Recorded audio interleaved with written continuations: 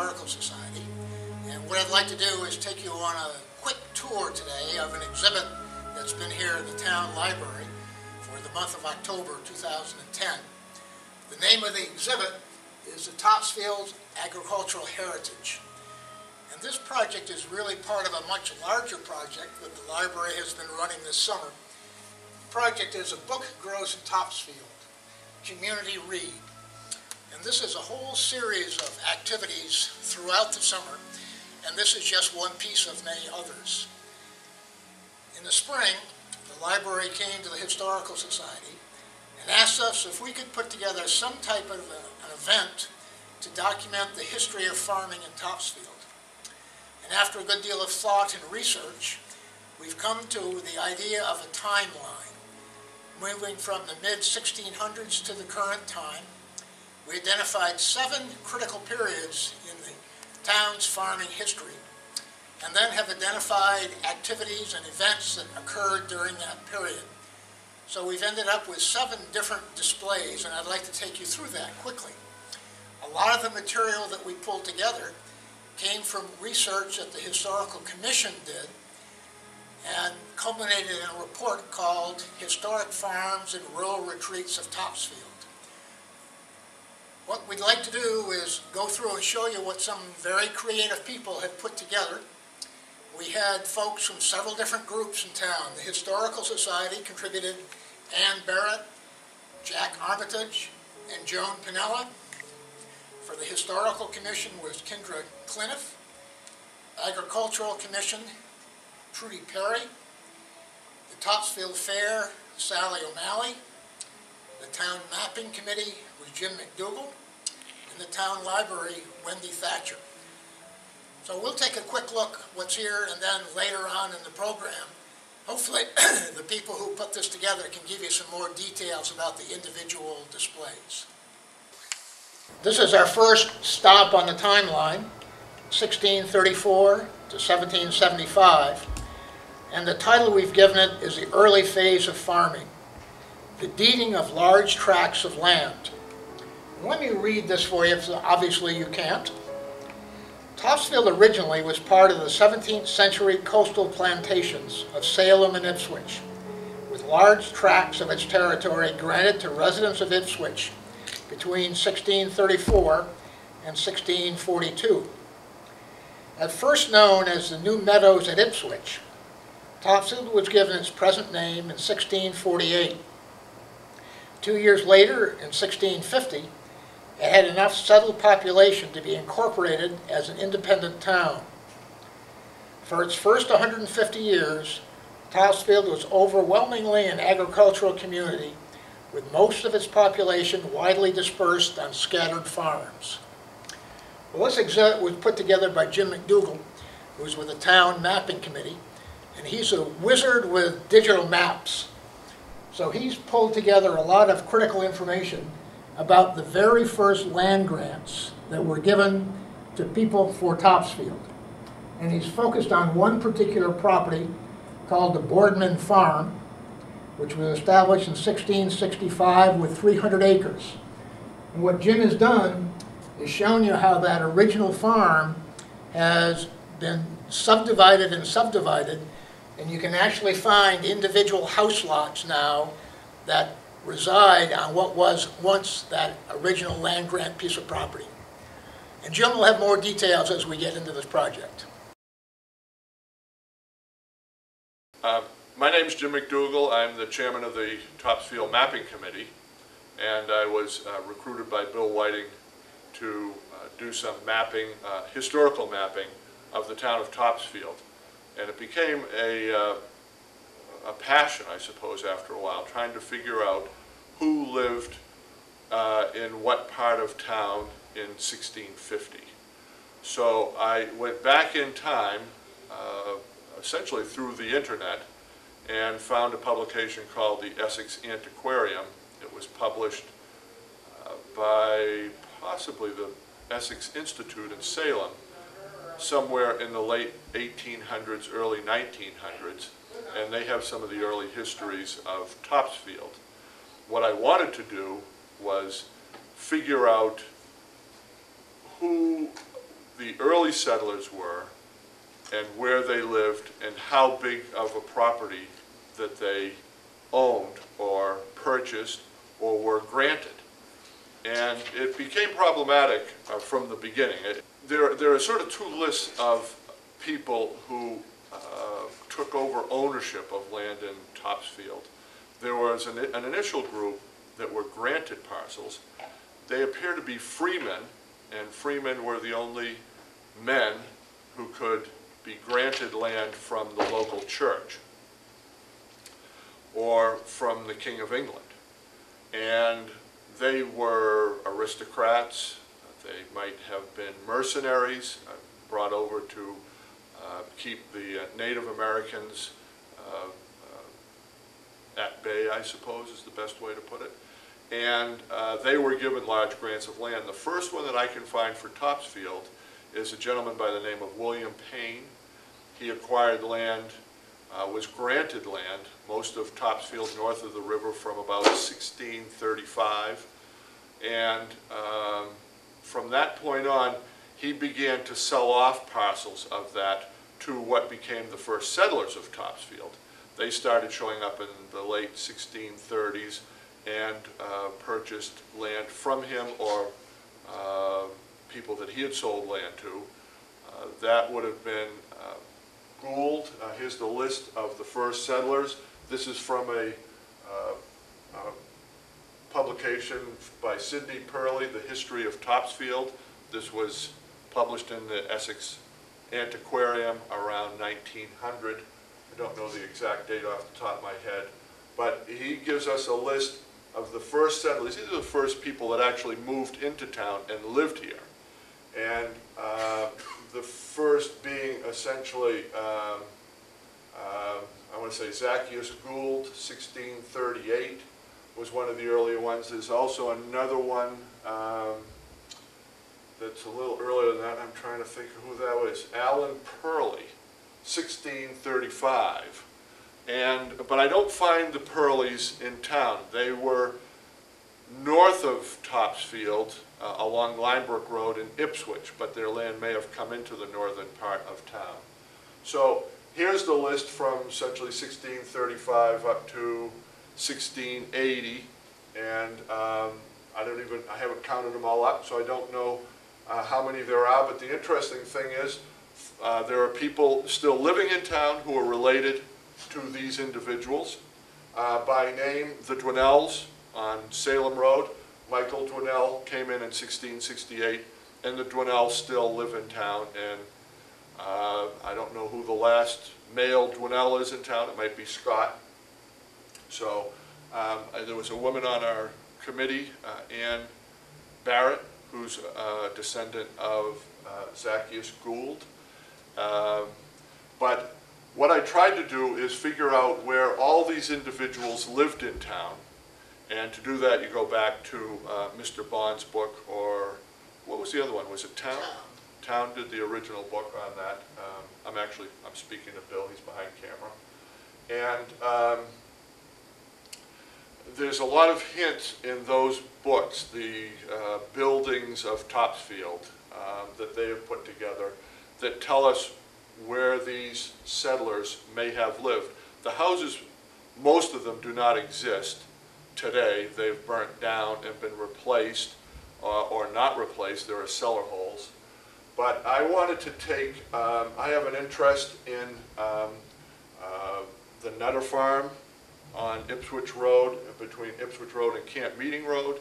We still farm that. I married one of the Nutters, Christina, and I wanted to understand how big that farm was in the 1650s.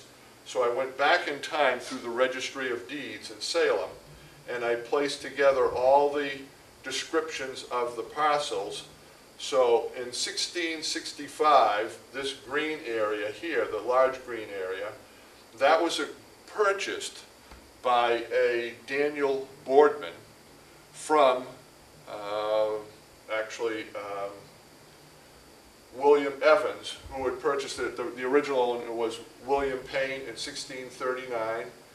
He sold to a Daniel Clark in 1645. who sold to a William Bartholomew of 1650, who sold to William Evans in 1661. None of these people lived on the land. The first person to live on the land was Daniel Boardman in 1665, and it was a 300-acre farm. Route 1 did not exist then. Ipswich Road, as we know it today, from the intersection of Camp Meeting to Ipswich Road, that did not exist at that time. The actual original road at that time is actually North Street from Ipswich Road. This is Ipswich Road here, to North Street, and then along North Street across to Camp Meeting Road, back to Ipswich Road, and then from this point out to Ipswich was the road into Ipswich in the 1600s. Perkins Row also existed in the 1600s, as well as Averill Street, which was known as Ridge Road. So down south of the Boardman farm of 1660 were the Averills, and there's Averills Island at the Mass Audubon Sanctuary, which is named after them. All the Averills of North America come from this gentleman here, William Averill. The Boardmans lived up in here. Daniel Boardman's son, Joseph, built a house where the Nutter farmhouse is now, back in 1690s. That burnt down in the 1870s, I would say, and then the current house was built at that time. So this whole area has been farmed since 1665, and what remains is the 30-acre farm right here, which is farmed today. So that's the reason why I put together this presentation, to essentially demonstrate, number one, who the early settlers were, how Topsfield was settled in the 17th century, and actually to demonstrate how much farmland is actually left from what used to be an agricultural community. Here we are at the second stop on the timeline, 1775 to 1810. The title here is Early General Farming. The general farming of the colonial era, which emphasized the raising of cattle, grain, and fruit, was fairly successful, as evidenced by the numerous sizable farmhouses and very large barns that were standing in the 1790s. It continued into the early 19th century, where advances in transportation and technology ushered in important changes in the town's economy, farming practices, and the pattern of development. This also was put together by Jim, and what he's done is actually identified some 75 farms that were here over the years. He's also plugged in some mills and some schools, and for each of these there is a street address. Obviously, in the old days they didn't have street addresses, but this street address now can be looked up when you come to the exhibit. This is a book that the Historical Society published by Lawrence Bond called The Houses and Buildings of Topsfield. And if you find a farm that you're interested in, look down at the bottom, find the street address, then you can make a reference to that in Bond's book. Now, this is a map that we put together that combines a bunch of information. The Historical Society has acquired the atlases of Topsfield, and there are a number of atlases through time that have been created mostly by the Commonwealth of Massachusetts. And there was one in 1910, which the Historical Society has acquired. There was another one in 1872. There was one that goes back to 1830. So what we did in the mapping committee is we took these atlases, which are essentially pictures of, I would consider it a picture if I was thinking in sort of the computer world, and we fixed it into our digital maps of the town. We sort of lined up all the corners of the town of Topsfield with those that showed on the picture of Topsfield of 1872. This is a representation of 1872. And we identified all of the houses that existed in 1872 as they really exist on the land now. Our mapping today is far more accurate than the drawings of Topsfield in 1872. Those were sort of a schematic, fairly accurate, but our stuff is a little more accurate, as well as the location of the roads. This shows you the roads of 1872, so you may not see your road on this map if it was constructed after that time. This gridded area in the middle called the village, there were so many houses there we simply didn't map it. That's for another project. We ran out of time. So this shows all the various houses around that existed in 1872, and there may be houses here that don't exist today. This road that comes off, this is Perkins Row, coming off of Ipswich Road, past what would now be Stewart School in this area. Perkins Row follows sort of this back out to Route 97, or High Street. But there's another road that comes off by Stewart School that goes into the Audubon Sanctuary and comes back into Perkins Row down at the entrance to the Audubon Sanctuary on Perkins Row. This is College Road. It was discontinued in 1900, and the Averill family had called this home for a couple of centuries at this point in time. And there were houses in 1872 out within the Audubon Sanctuary that were had burnt down around 1890, so 20 years after this atlas was put together. So this is to show how many farms remained within Topsfield in 1872 and where they were placed, as well as how the road system had been built up. We hope to add to this information as time goes on, show you what was represented in 1910, and then we can show you how it looks today and how different Topsfield looks today than it did in 1872.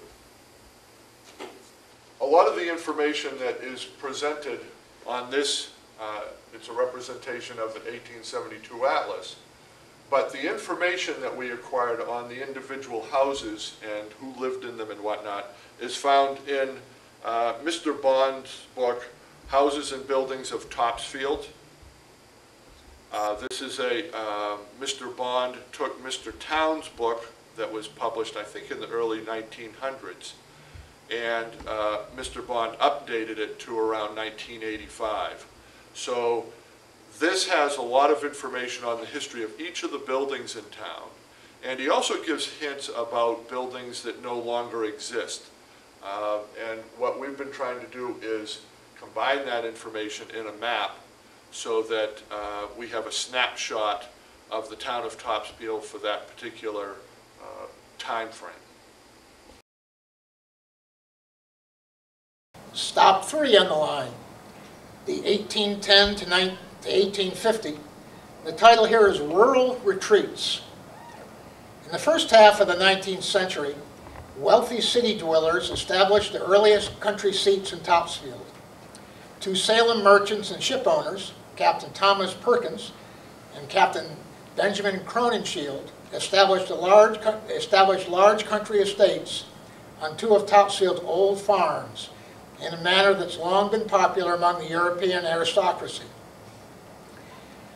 These 2 federal period estates created the precedent for a trend that ultimately was to transform and preserve much of the town's farmland in the late 19th and early 20th century under the ownership of prominent members of America's aristocracy.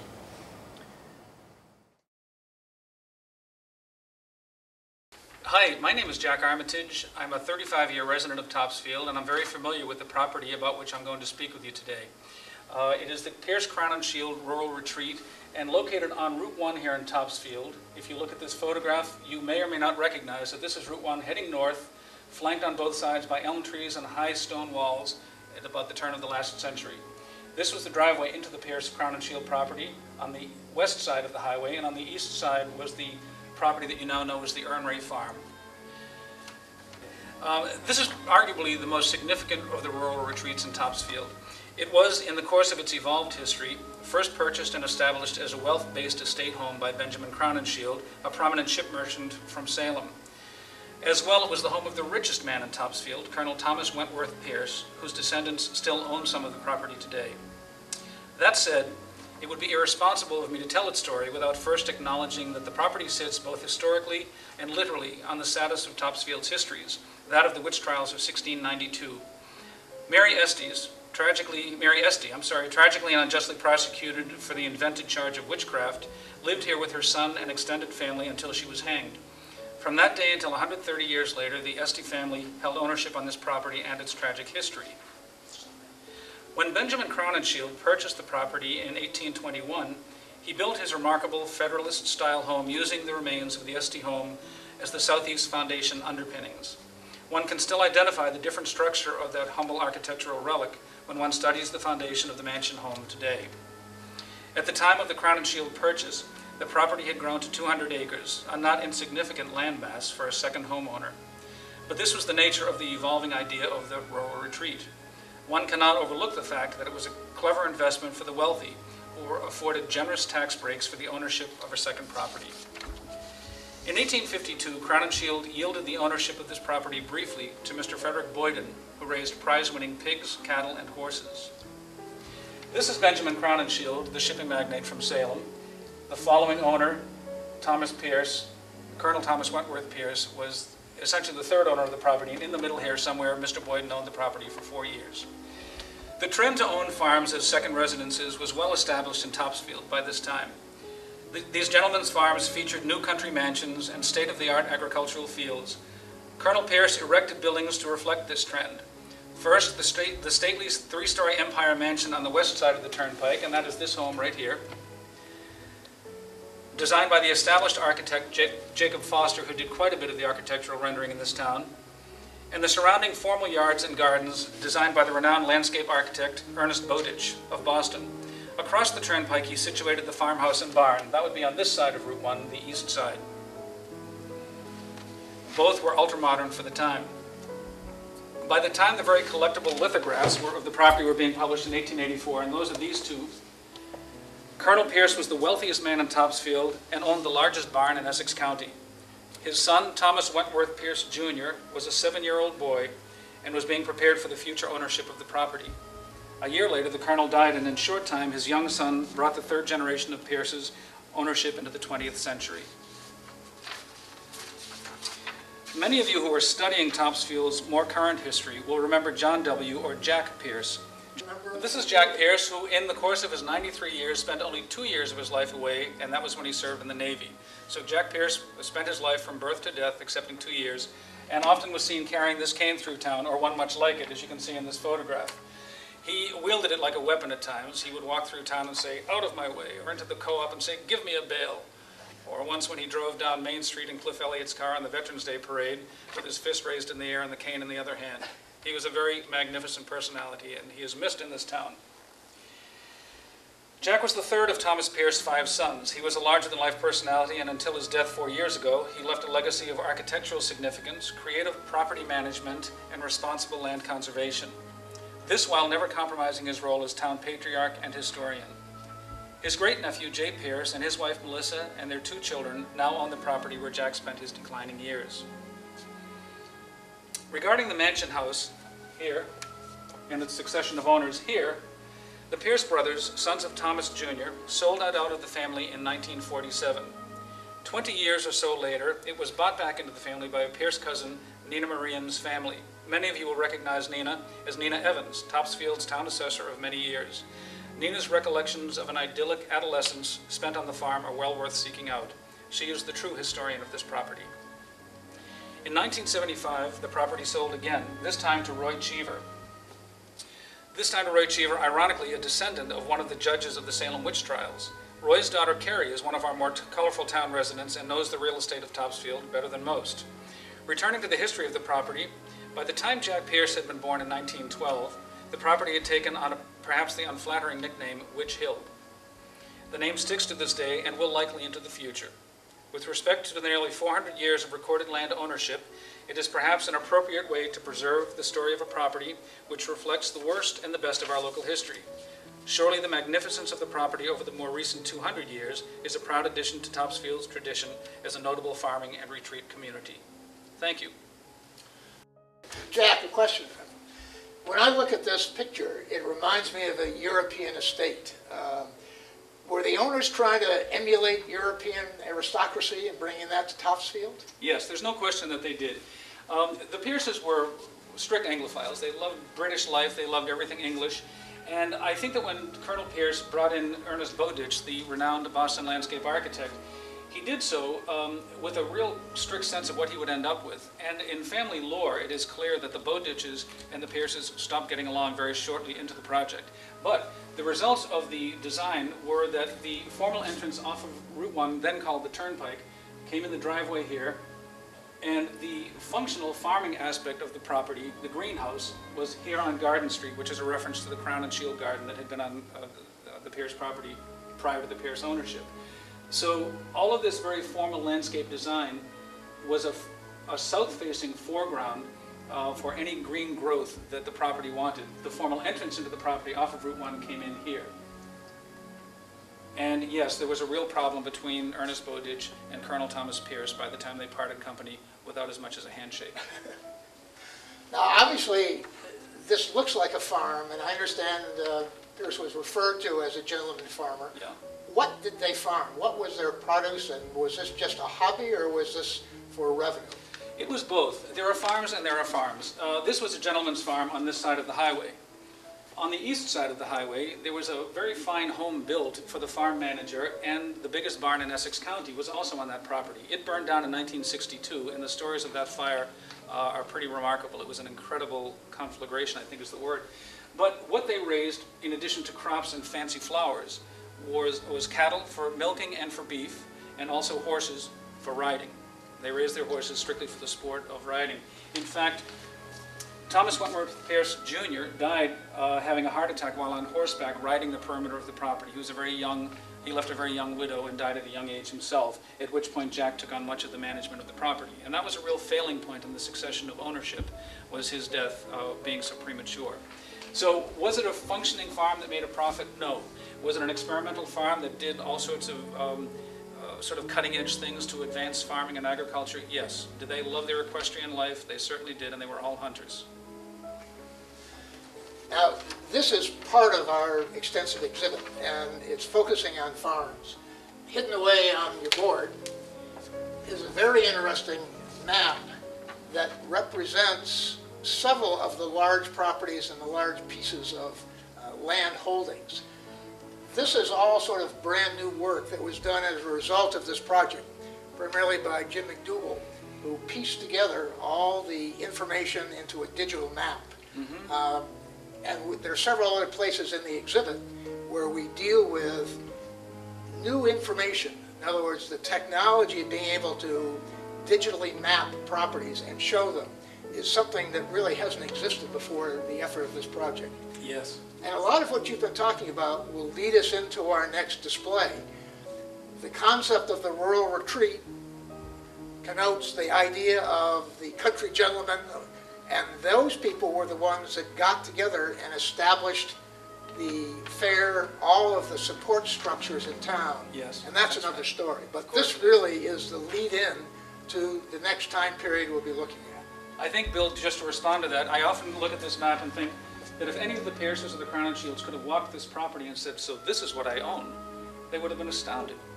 You know, farming and farm work were largely a labor of getting up in the morning, getting out and doing the work. I don't think that they were so conscious of boundaries as we are now as we look back, but this is an incredible historic reflection on how the town evolved from its farm properties to its now much more settled and developed lesser farm properties. Good. Thank you, Jeff. Thank you very much.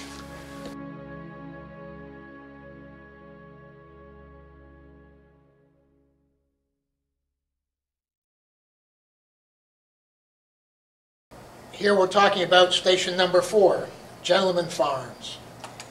In 1854, the arrival of a regional rail line, the Danvers and Georgetown Railroad, ushered in a brief period of industrial activity and economic prosperity as broader regional markets became readily accessible to both manufacturers and farmers alike.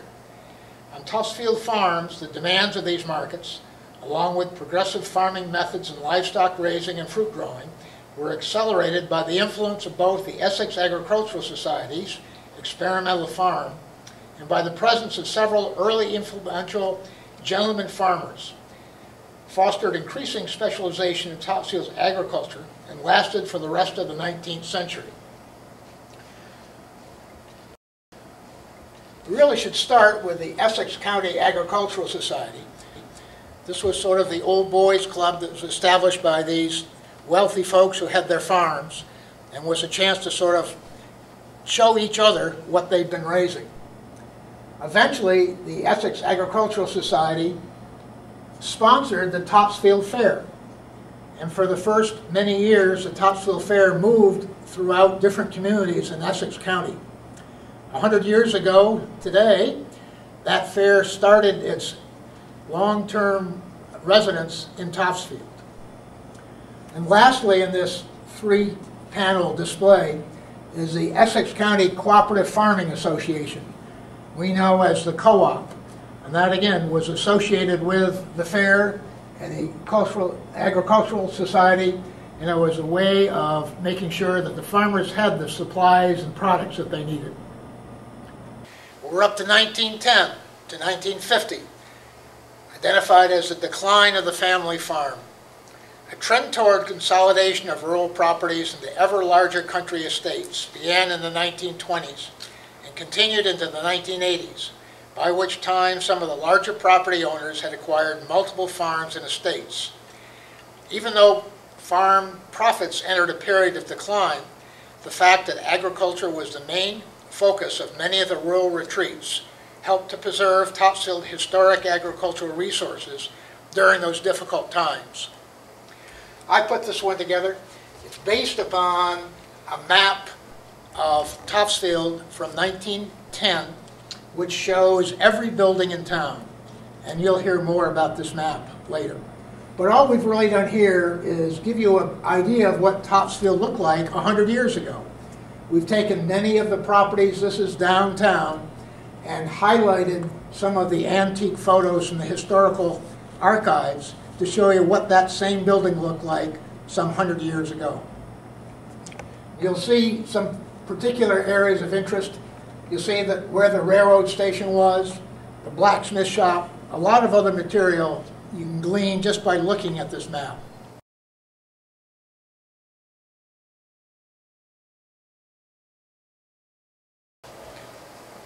(1950 to 1980), the end of the large farm.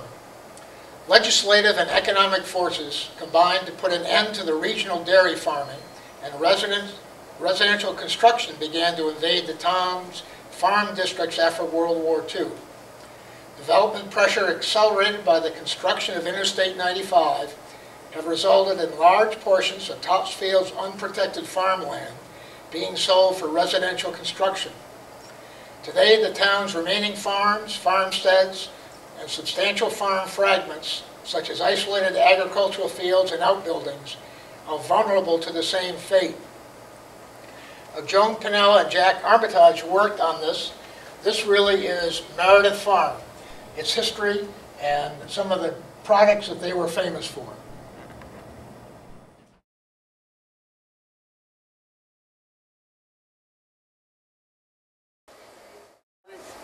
My name is Irma Lampert, and I moved to Topsfield in 1946 when my husband and I bought Meredith Farm on Cross Street. And we brought with us a herd of Ayrshire cattle. Ayrshires were wonderful cattle because the milk was naturally homogenized.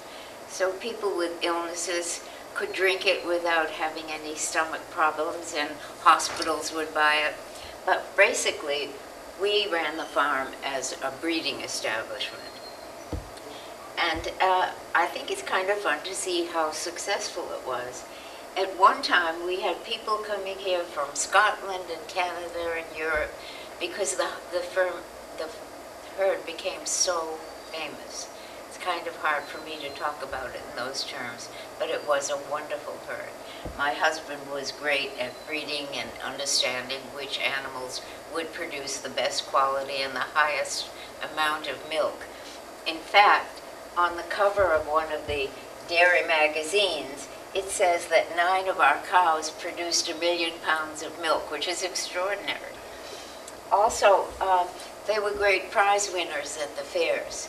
We used to bring a railroad car into downtown where the ice cream shop was. There was a siding, railroad siding there, and we would fit it out, and the cows would go all over the country to the major shows. So they did wonderfully well. They had to be very beautiful in terms of perfect conformation for cows in order to produce the most milk. And they were beautiful because every time they went onto the show circuit, they came home with blue and purple, and that's good. Also, for many years, Arthur Clark was the manager of the farm, and he was an extraordinary animal husbander. He won all the major awards for animal care and farm management. He was great. And he and my husband spent every evening at our house thinking of ridiculous names for the cows and talking about who would be bred to whom and so forth. So it was a major and exciting enterprise. We moved here when I was 18 and he was 20. And he died in 1979. And I'm still here. So, anything else? I could tell you that at one time we had, when we bought the farm, there were chickens, White Rock hens. And we had incubators in the basement of the barn, and we sold chickens. And then suddenly the tennis court became a turkey run. So we sold turkeys at Thanksgiving. And the milk was a byproduct. We wholesaled the milk because basically we were in the business of selling breeding stock. For 6 houses on the property that housed people who worked on the farm. Because at that time, you provided them with a place to live as well as a job. And they all stayed with us for a long, long time. And those houses I sold off after David died. How large was the herd at its greatest? At one time we had 600 head. But when we started, we had about 100 or 150. And it kept growing. And did you grow all your own hay and fodder for them? Oh, yes. Corn and hay, and as Arthur said, alfalfa. And, yeah. And how many acres were, and that sounds like it takes a lot of property. When we bought the farm, I think there were 180, 160 to 180, I'm not positive. And then as the herd increased, we bought a farm on Wenham Road, and we bought a place on Lockwood Lane. It was called the Silva Farm. And Silva was a guy that raised vegetables. You don't remember that either. And then in 1972, we sold the farm, sold the herd. It's a pretty exciting life. Do you remember the history of the property? It had been a farm for hundreds of years? Yes, it was originally known as the Donation Farm in, I think, the 1700s, and it was sort of like a communal experiment, and it was supposed to be for the preaching of the gospel. I don't know much more about it than that. And then several families in town that you'd probably recognize the name. Town was one of them. And actually, I gave all the deeds to the Historical Society. So you could probably look on that. They're really fantastic. And you said there was a large chicken operation also? Yes. Like Yeah. large Red Stultz was our poultry manager. And my children have a lot of stories to tell about Red and the poultry, but that was fun. We used to deliver all over the place. We had quite a route, and I had to keep the books, and I can't even add, so you can imagine how that went. But It was just, it took over our whole life. We had 5 children. There wasn't a better place to raise kids than on the farm. After we sold the herd, we bought Black Angus, and they are impossible because they were all over town, and we would have to run around trying to round them up, and my husband would be at work, and the kids and I would go to the neighbors and apologize. And one year, do you remember Miss Cummings? Yes. Okay. So one year Bill Coolidge was having a lot of people for lunch. We were supposed to go as well. And the river was very, very low. So the cows all went across the river, dumped all over his land and around the tennis court and the pool, and all over Miss Cummings' land. That was good. So Visiting the farm with friends and family and going into the nursery, we called it the nursery, where the calves were, because everybody loved that. And then we'd go into the barn and the 2,000 chickens would greet us and so on. But I even took the Girl Scouts one time into this small enclosure where King David the bull was. And he was just so massive, and there was just a small walkway alongside, so we had our backs to the wall. I was really terrified. they were scared. Yeah, he was just so big. Yeah. We used to exercise them. They had this contraption. It would go around in a circle. It had chains hanging from it, and of course you would attach the chain to the nose ring in the bull, and they'd walk around in a circle getting exercise. That's gone. I don't even know where that was. I think if I ever saw King David out in the field, I would have gone home in a hurry, but it really was a wonderful visit to the farm. So it was beautiful. Well, you weren't the only farm here. No. There were other operating farms at the time? The Canes had Alfalfa Farm, and they had Guernseys. And then Joe Mass bought it, and I think ultimately they sold the cows. It was not an economical or economically viable thing as time went on. And there were lots of farms around. At one time, there were more Guernseys in Essex County than there were on the Isle of Guernsey. There was the Rogers had a farm where that whole development is off of Route 1, on North Street. That was all a huge farm. Who else had a farm in town? Alfalfa, Meredith, and then there were surrounding towns had farms, a lot of farms. And we used to show at the Topsfield Fair. My house was wonderful. Anyway, it was a happy house. That was beautiful. Our last station on the timeline, 1980 to current, rebirth of old farms. Several old farming properties in town are once again productive and taking advantage of a general interest in buying local from farmers markets and CSAs, that's community-supported agricultural projects.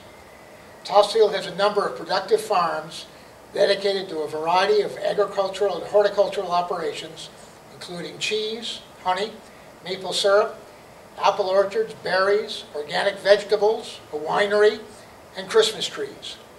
Ginder Cliniff put this very colorful display together, dealing with 4 farms: Valley View Farm, Connemara, Alfalfa, and Holiday Tree Farm.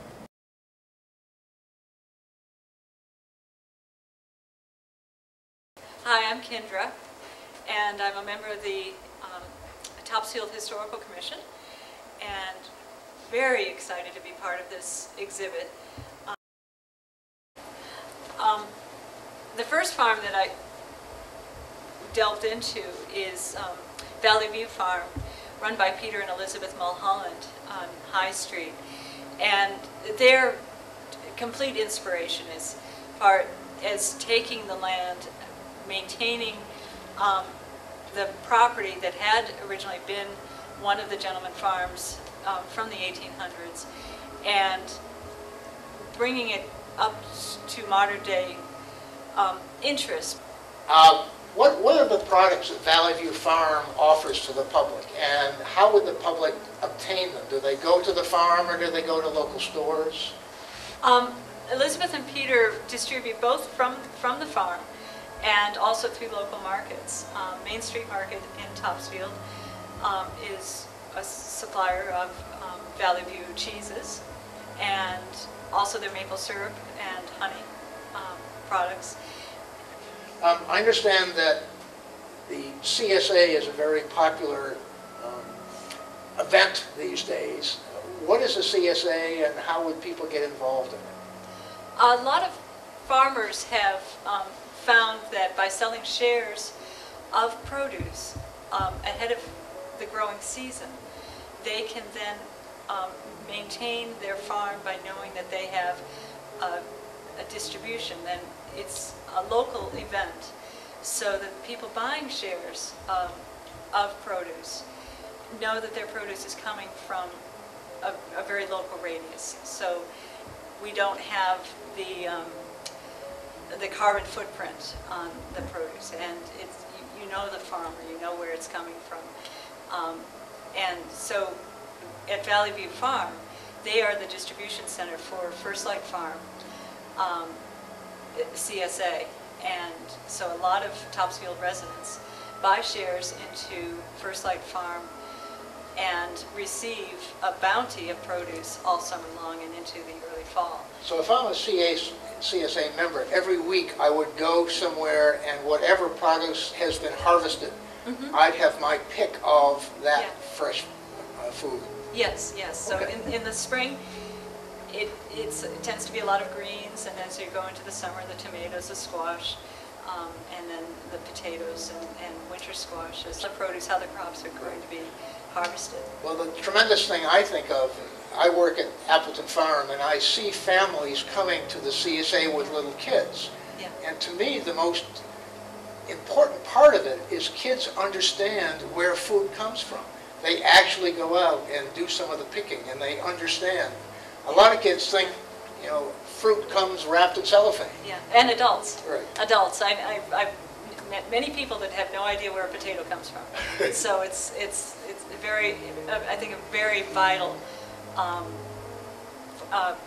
point for our community to have this resource of all of the farms. Now, there are other ways, I guess, I could obtain local food if I, for whatever reason, don't want to become a member. I guess there are farmer markets.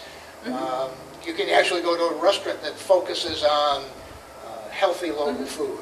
Restaurant cater, there are several caterers that are also making that a very kind of the creed of their business. And is there a local farmers market that Topsfield residents can take advantage of? There is. The Topsfield Fair has donated some land, and that is open in the early spring. It's a plant sale for 4 weeks in May, for Saturday mornings from 8 o'clock until noon. And then starting in late June, early July, it's a farmer's market, and that runs until just up until the fair. Oh, okay. So about the middle of September. One of the other farms that you featured is Connemara House. What happens there? And is there a little bit of history that somehow ties that to other farms? Yes, the Connemara House is located on Raleigh Bridge Road. It's a huge orchard that was established by the Guiney family in the 1980s. And the land had also been a part of a vast gentleman farm that not only included Connemara House, but also Alfalfa Farm and the land across 95 and the whole Ferncroft Plaza area.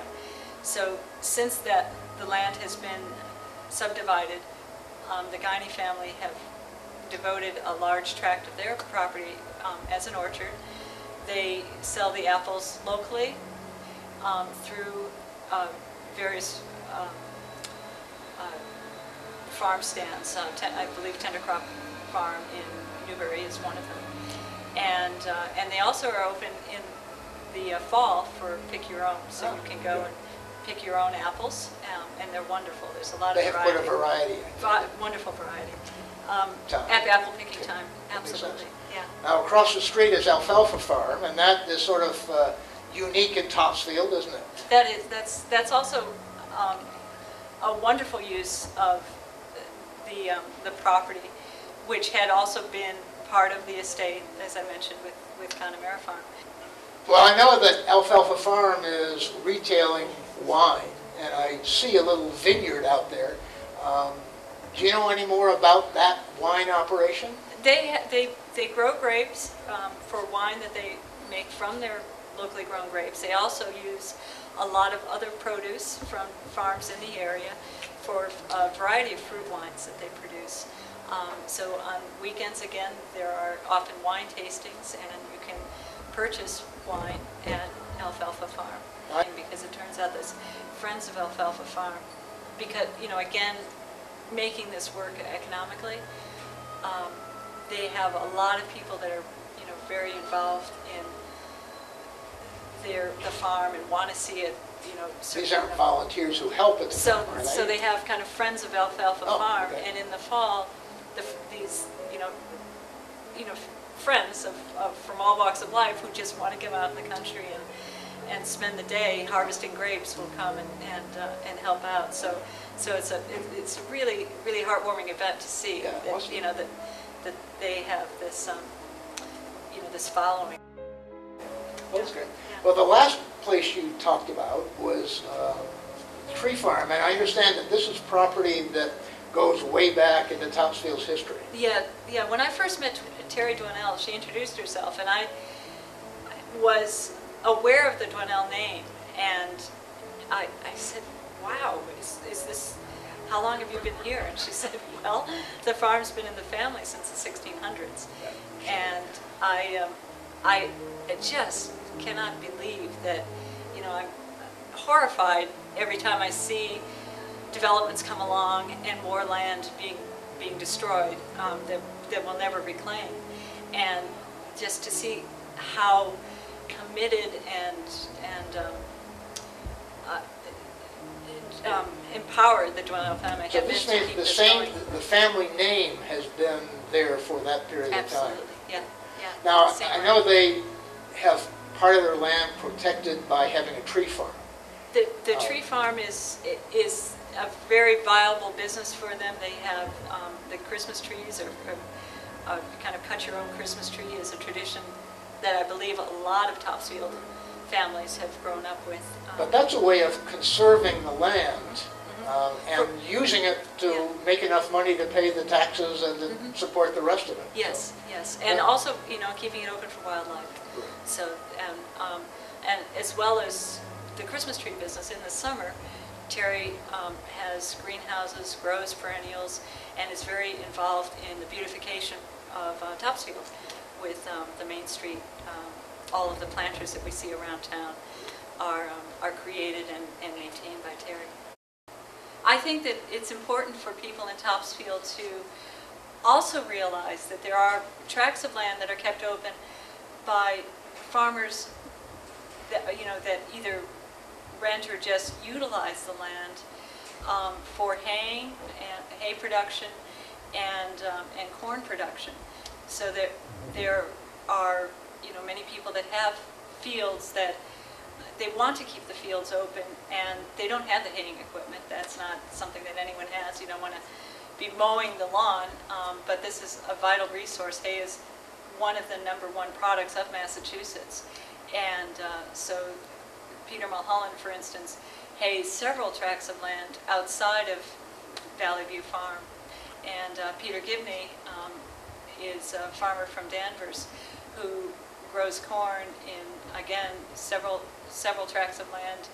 I'm very aware of it because it keeps the land on River Road vital for farming because of the corn that he grows there, and also on Route 1. So the benefits of town really may not be aware of why, but they see a lot. And if you look around area towns, there isn't the land. I mean, this is a very vital resource that we have that has, by chance and perseverance of landowners, been kept open. And I guess that's further value has added by organizations like Greenbelt, and the fact that many of the old estates have really become state parks. Topsfield has an inordinate amount of open space. Yes, it does, yes. Everyone is very fortunate for it.